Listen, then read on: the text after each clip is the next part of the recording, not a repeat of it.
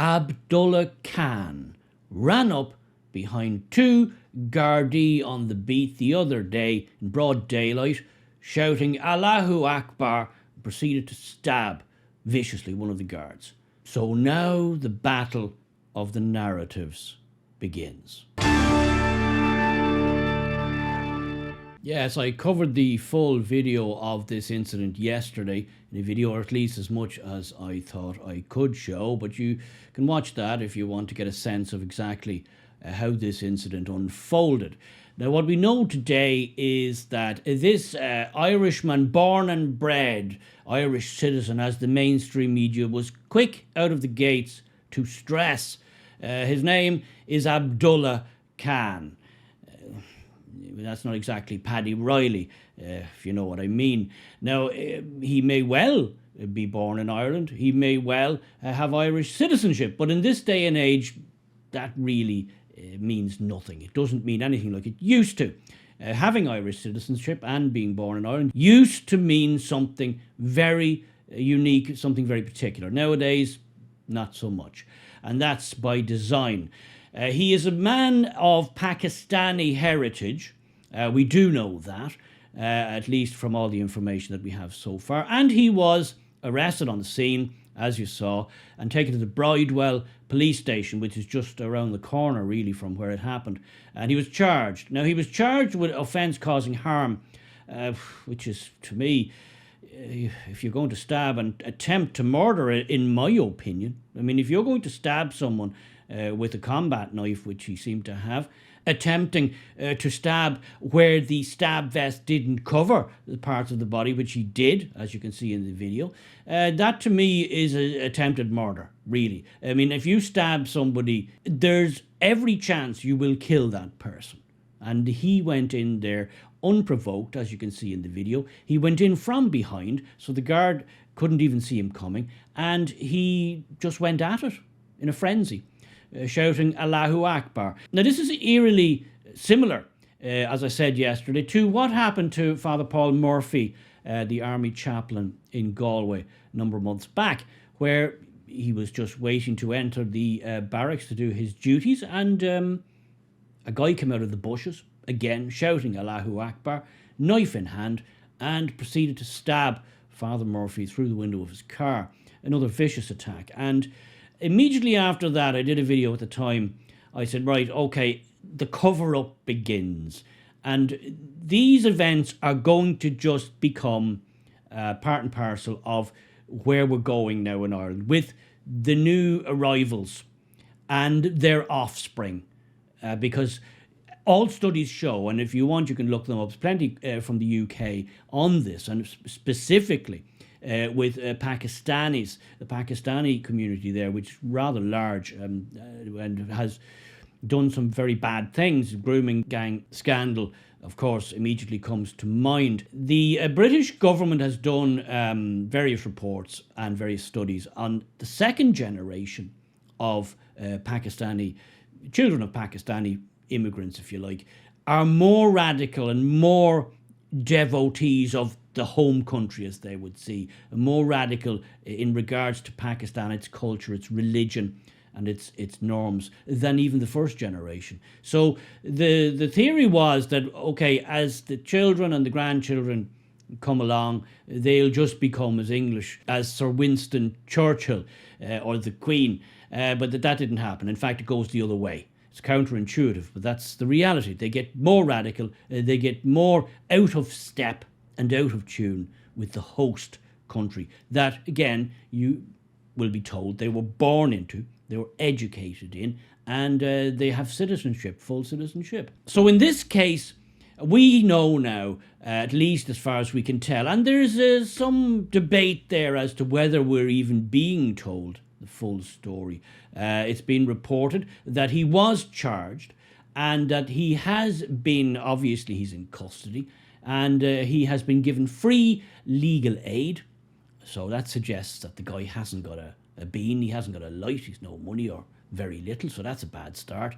So he's obviously not made very much of himself. He's 23 years old, okay, and his address cannot be published according to the judge. There's reporting restrictions on his address. Again, that has led to a lot of speculation. And okay, you could argue, well, they don't want retribution to come down on his parents, etc., etc. Now, the other side of that coin is that when it's an Irish person who commits a crime, especially if it's one the government is particularly keen to highlight, as in the case of the Kulak protesters who were doing what I feel any patriotic citizen would do and should do, is protect their community, their home. Well, the government and the judiciary were quite happy to publish all of the names, the addresses, and the occupations of all the people who were arrested during those disturbances with the Garda outside the proposed immigrant centre, which we now know they were successful in preventing. And bravo to the people in Kulak. But people here in Ireland, the Irish people like me, are more and more coming to the conclusion that there is one law for us and there's another law for other peoples and other ethnicities and other groups. Two-tier justice. And it's not just in Ireland here. We've seen this too in the UK. If you were watching the Southport incidents, you will have seen Keir Starmer's government absolutely pulverise the local English people who were, again, protesting against this horrific crime in their community and protesting the government who they blamed for allowing it to happen. They were absolutely smashed, put in prison, given long prison sentences, and fast-tracked through the courts and into prison.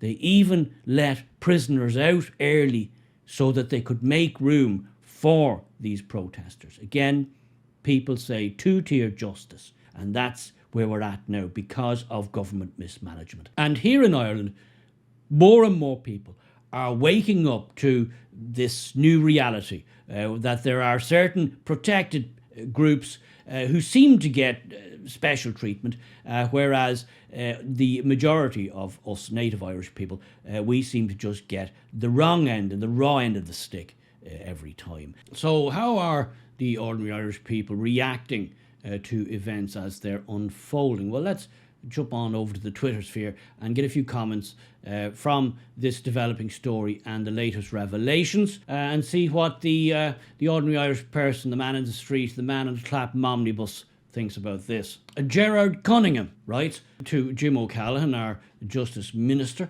why can't the Pakistani man's address be given? A native Irish person would have their pictured name, address, age and what they had for breakfast on all news sites. It's either relevant or it's not. Two-tier reporting and justice will backfire. And I absolutely agree with you there, Gerard. Two-tier justice is a really bad idea, and all it does is heighten tensions in the general public and lead people to become ever more radical, if you like, in their way of thinking. And that is not good. Not good. Never is. Andy Kuhn writes, watch MSM, that's the mainstream media, close this story down before your very eyes and ears. Absolutely, I couldn't agree with you more there, Andy, because that is what they do whenever a story breaks out that they don't like the look of, goes against the narrative, and they feel could get away from them. They immediately batten down the hatches and try to make it go away. Just think of the stabbing incident in Parnell Street with Riyad Bouchigar, who we still can't find any pictures of. They were intent on making that story go away as fast as they possibly could. And that's exactly what they did. Here for the crack says, does the fact he shouted Allahu Akbar not make it a terrorist attack? Well, on the face of it, I would say that it most likely does. That's not the kind of thing one shouts randomly when you're committing crimes. It's a certain type of, shall we say, war cry, because that's what it is, it's jihad, and it's invariably used in what they term as jihadist attacks, in the name of the religion of peace.